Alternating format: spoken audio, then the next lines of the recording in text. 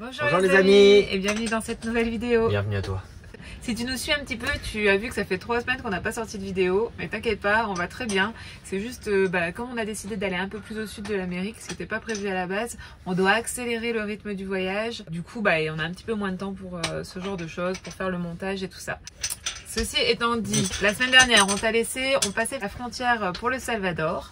Et donc dans cette vidéo, c'est de ça dont on va te parler. On va t'emmener avec nous au Salvador. C'est un pays qu'on n'était pas censé visiter à la base. C'était un pays qui était un des pays les plus dangereux il y a encore quelques années, 2 ans. Un peu moins de 2 ans, vraiment c'était très déconseillé d'aller là-bas. Et du coup, il y a un peu des restes de ça et on nous déconseillait encore aujourd'hui d'y aller. C'était pas recommandé d'y aller, donc on devait faire que le traverser. Finalement, en y étant, on s'est rendu compte que beaucoup de choses avaient changé et ça nous a décidé d'y rester un petit peu plus longtemps que prévu. Exactement. Un bébé me montre dessus.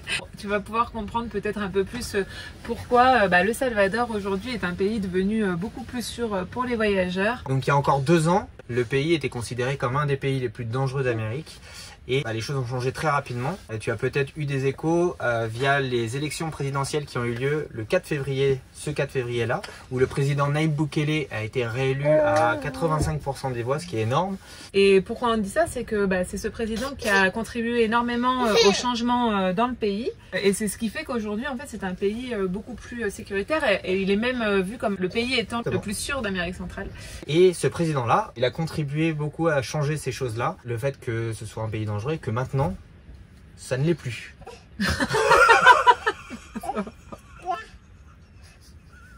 Bref, on t'explique tout ça dans cette vidéo et comme d'habitude on t'emmène avec nous aussi à travers nos visites et on espère que cette vidéo te plaira. Bon visionnage. Bonne vidéo. Bisous. Bienvenue sur notre chaîne YouTube. Nous, c'est Guillaume et Sarah. Il y a quelques mois, on a décidé de tout quitter pour vivre sur les routes avec nos 2 filles à bord de Dumbo, notre 4x4 avec cellule qu'on a entièrement rénové. À travers nos vidéos et les images tournées pendant notre voyage, on veut te faire découvrir les beautés de notre planète, partager avec toi nos rencontres inspirantes, nos plus beaux moments, nos coups durs, et aussi te montrer que partir à l'aventure avec de jeunes enfants, c'est possible. N'hésite pas à t'abonner à la chaîne et tu peux aussi activer la cloche pour ne rien manquer de l'aventure. Avez-vous déjà entendu parler du Salvador? Ce nom de pays vous dit certainement quelque chose, mais connaissez-vous son histoire et ce pourquoi il est si particulier? Nous, on doit avouer qu'avant d'y mettre les pieds, les seuls échos qu'on entendait autour de nous étaient qu'il valait mieux le traverser rapidement, tout comme son voisin, l'Honduras. Après notre passage de frontière, nous nous arrêtons à Santa Ana, une des grandes villes du pays. Étendue certes, mais à échelle humaine, et avec un centre largement accessible à pied. La ville est jolie et animée, mais sans grand intérêt majeur. Pourtant, nous y resterons 4 jours, ce qui marquera le début de notre histoire d'amour avec le Salvador. Alors, premier repas au Salvador, à Santa Ana, et on goûte une spécialité locale. Le pupusa. T'as la farine de maïs ou de riz et puis ça fait comme des galettes. Bon, alors là c'est déjà bien entamé. En fait ça ressemble vraiment aux tortillas fourrées du Mexique, c'est ça? C'est fourré comme on est végétarien, de fromage, d'haricots rouges, de légumes. C'est un peu plus comme du pain. Ça c'est un peu voilà. C'est beaucoup plus épais. Et on met dessus des petits légumes crus, oignons, carottes, courgettes, piment. C'est bon, c'est ça. Moi je trouve ça très bon parce que j'aime bien le fait que ce soit consistant. Aussi les tacos, c'est ce qui me manque avec les tacos, c'est que ce soit toujours des petites bouchées. Moi j'aime bien quand il y a de la bouffe quoi. Et donc là je trouve que c'est bon. Voilà. Et puis ils sont féminines aussi. Parce que là c'est le pain du coup les tacos. Le truc c'est que le tacos c'est bien juste comme un réceptacle. C'est pas trop le goût. Alors que là c'est vraiment tout le goût entier. Je trouve ça vraiment bon. Bienvenidos en Salvador. Dès notre arrivée, on s'aperçoit du contraste entre les on-dit et la réalité sur place. De la douceur sur les visages, des sourires bienveillants. Nous rencontrons des gens d'une gentillesse incomparable qui viennent toquer à la porte de notre campeur pour nous offrir à manger ou simplement nous saluer. Difficile pour nous d'obtenir des images de ces moments privés et tellement éphémères. Pourtant, nous nous sentons accueillis avec chaleur par cette population qui ne demande qu'à nous faire découvrir leur pays. On est le 31, c'est ça 31 décembre. Et en fait, on est garé en face d'une église. Et puis on s'est dit, bah allez, on va aller voir l'église. Puis, dans l'église, il y a aussi une école. Et ils viennent d'installer une piñata dans la cour de l'école. Et puis il y a une dame qui est là pour garder les enfants des gens qui sont à l'église. C'est les règles de la piñata. Et en plus, il y a un bus scolaire qui est garé juste là. Et nous, c'est peut-être un projet qu'on va avoir, on verra. On en parlera plus longuement. Wow! Oh là là là là là là! Ça a l'air bien de taper là-dessus, hein? Ça a l'air trop bien de taper là-dessus! Allez, vas-y, tape fort! Ah, Lisa! Hey, Lisa, vas-y, tape fort! Avec les deux mains, Vas-y! C'est bien! Bravo! Allez, vas-y! Alors lui, allez, il est fort!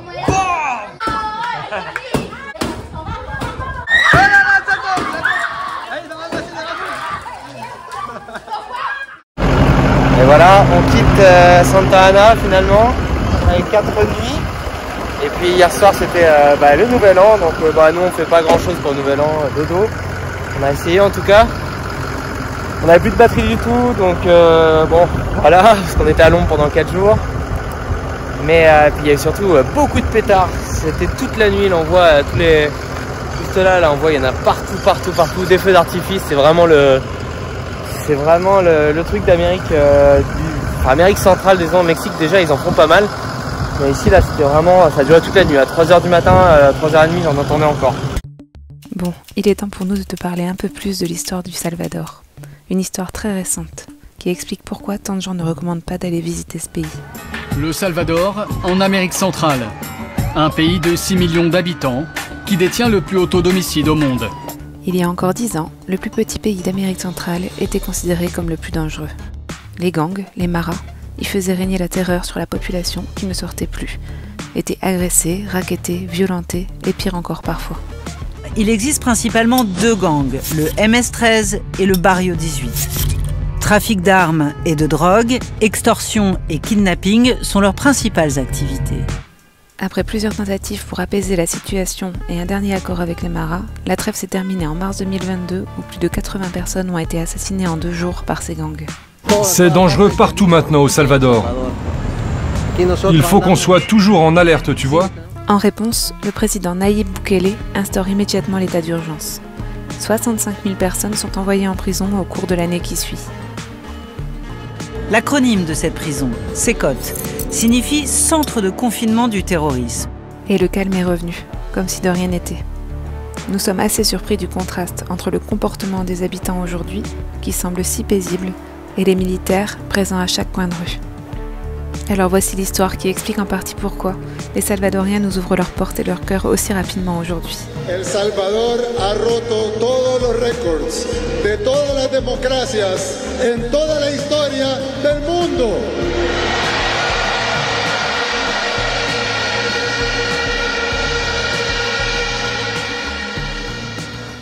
Bon, on a quitté Santa Ana, qui était notre première destination, pour aller au lac Coatepeque, qui est juste à côté en fait, à une demi-heure, 3/4 d'heure de route.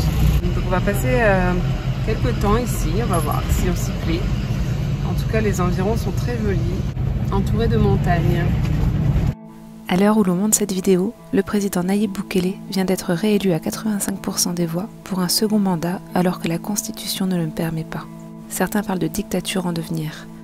Nous, honnêtement, quand on voit à quel point le peuple salvadorien est heureux et soulagé, et quand on les écoute parler des années de terreur qu'ils viennent de vivre, on ne peut s'empêcher de sourire avec eux. On a trouvé un petit spot au bord du lac Coatepeque. Il y a beaucoup de monde, c'est le week-end du 1er janvier. Tout le monde est venu passer leur jour férié ici, donc il y a pas mal de locaux. Bon bah ça fait une belle ambiance. Tout le monde se baigne, c'est un peu la fête. Apparemment le soir ce sera un petit peu plus calme. Et dire qu'il y a encore à peine 2 ans, les habitants de la région ne pouvaient pas venir ici sans crainte de se faire tuer. Nous avons du mal à y croire tant l'endroit est tranquille aujourd'hui. C'est une seconde naissance. De nouveau libres, les Salvadoriens revivent littéralement.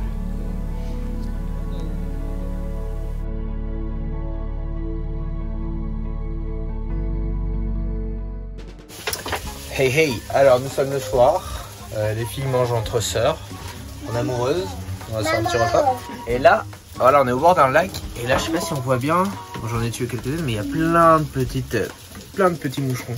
Alors je vais essuyer quand même avec un genre de linge, pour un sopalin, pour en enlever. Un genre de linge, je sais pas pourquoi je dis ça. Un genre de linge. Bref, je vais leur tendre un piège. Alors attention, on va mettre la lumière ici. Là ici, il y a une petite toile d'araignée, une araignée qui est juste derrière là. Et elles vont venir se prendre dans la toile d'araignée de ma pote. Je suis machiavélique. Mon plan a marché. Et voilà le résultat.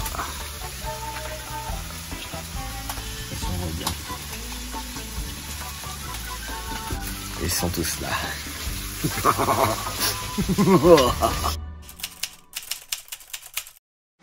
On n'est pas trop mal quand même ici. On n'a pas trop à se plaindre ce matin.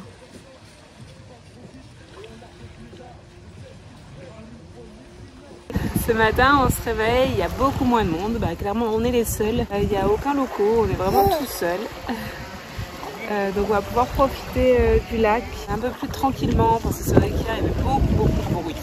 C'était sympa, il y avait une belle ambiance, mais là ça change et puis c'est pas mal aussi. On va bouger un petit peu le campeur pour le replacer mieux parce que comme il y avait beaucoup de monde, on n'a pas pu bien se garer hier. On pense rester là quelques jours. Voilà, profiter un petit peu.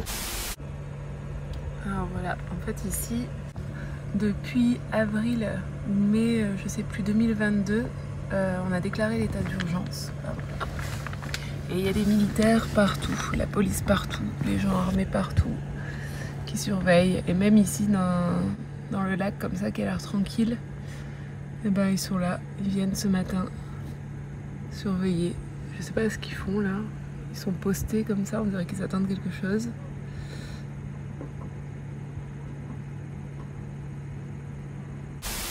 Vous voyez un monsieur qui nous prête gentiment sa barque pour aller faire un tour sur le lac. Donc Elisa va y aller avec... Bah oui, prends tes brassards. Elle va y aller avec Guillaume.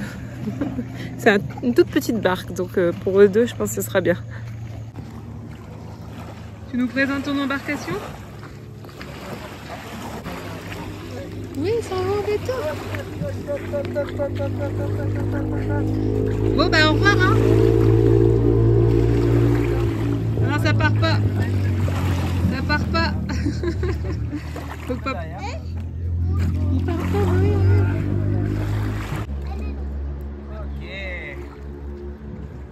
Ok. Assis. Hop. Ça va pas couler, hein? C'est bon? C'est bon, toi? Tu vas où comme ça? Tu vas où? Là où la vie nous mène.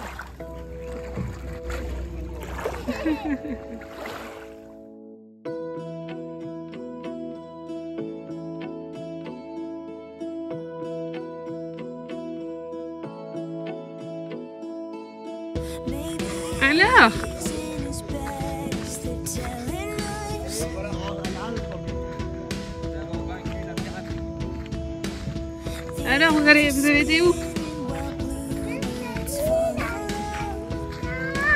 Oui. Nous débarquons sur la plage. La plage. Débarquez, madame. Essayons. Débarquez de là. Oh là là là là là là. Bravo.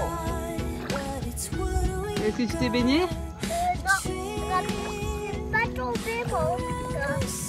Vous avez trouvé des sources chaudes?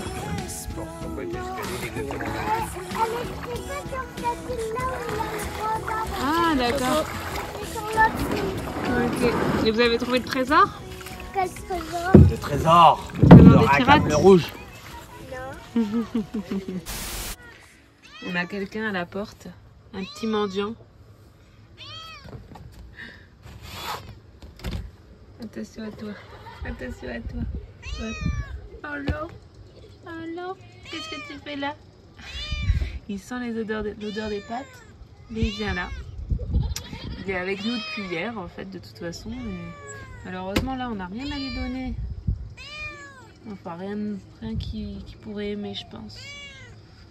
Bon alors. Non. Il aimerait bien rentrer. Attention ta queue. Attention la queue. Alors maintenant on a lui qui attend. Parce que j'ai préparé une petite assiette pour Monsieur le chat. Et du coup, si je donne, Monsieur va sauter sur l'assiette.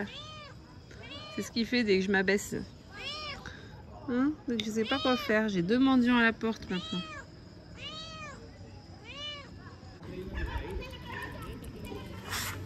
Tu vas rester à côté? Ah ouais, petit chien, je sais que t'as faim. Je peux pas te donner à toi aussi, j'ai pas assez. J'ai pas assez. T'aimes bien ça?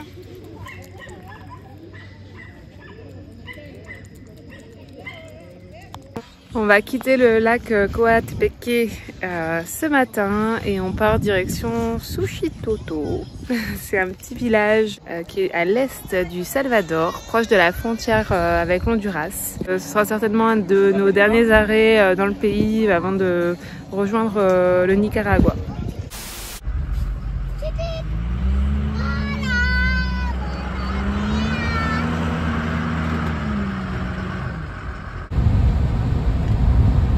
Bon, petit problème avec le pneu, ça fait quelques temps, quand ils sont neufs, on a une petite fuite doucement, on perd un peu d'air, vraiment peu, hein, mais on en perd. Là j'ai essayé de regonfler et en regonflant en fait il perdait encore plus d'air. Donc là on est dans un petit garage spécialisé dans les pneus, on va vérifier ça. Bon bah donc on sort du garage, ça a été super rapide. Il y avait une fuite dans la valve du pneu, donc ils l'ont changé. Ça nous a coûté presque rien. Et puis ça a été rapide et au moins c'est fait parce qu'on avait un petit peu peur que ce soit le pneu crevé alors que c'était un pneu neuf et on traînait ça depuis bientôt 1 mois. Donc bon voilà, là c'est fait. Suchitoto, ce petit village de bout du monde en bordure de rivière.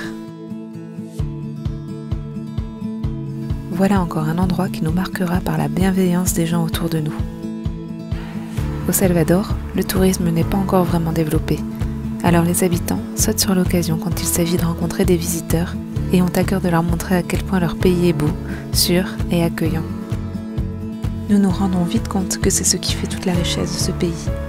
Des paysages encore méconnus, mais surtout des habitants en quête de rencontres et de partage. Hello! Bon on est arrivé ce matin à La Union, qui est une petite ville en fait pas très loin de la frontière de l'Honduras.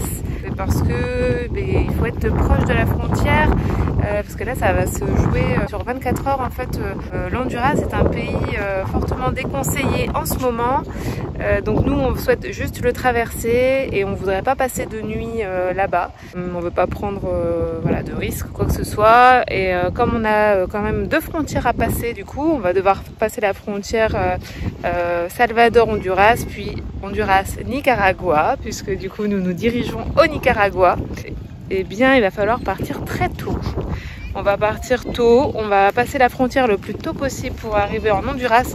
Et il faut que je vérifie, mais je pense qu'on doit avoir pas plus de 3 heures de route pour atteindre la frontière du Nicaragua. Ça va faire une très très longue journée.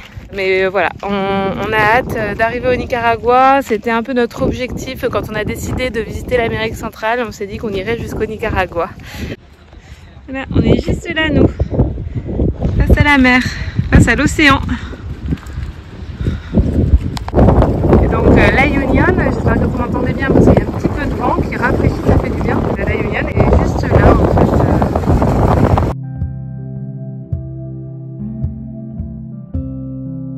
On profite des derniers moments dans ce pays coup de cœur, tout en sachant qu'on y sera de toute façon de retour dans moins d'1 mois.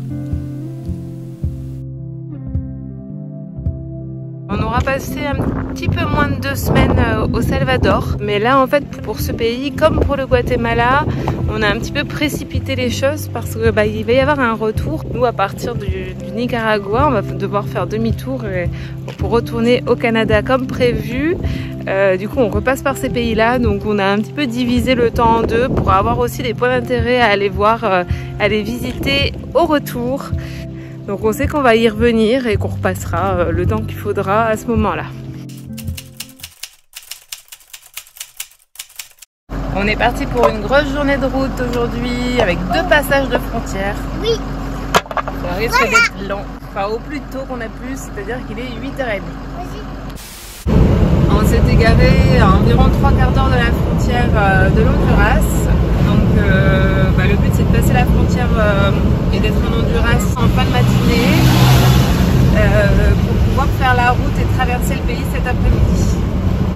Frontière entre le Salvador et le Honduras.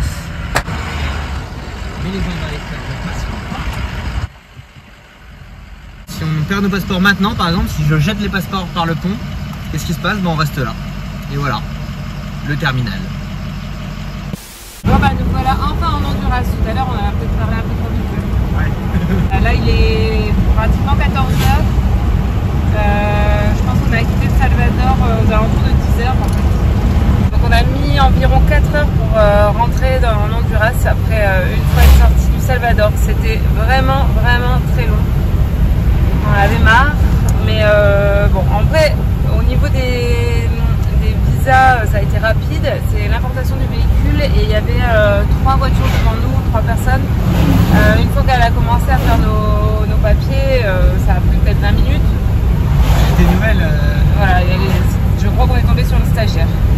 Mais voilà, il est 14h et malheureusement on a beaucoup de routes à faire, on a une deuxième frontière à passer, je suis pas sûre qu'on puisse y arriver, on est en train de se poser la question. En plus il fait vraiment très chaud là, c'est étouffant et on aurait plutôt envie de monter dans les montagnes, ce qui changerait un peu nos plans, mais c'est invivable là, c'est vraiment chaud, donc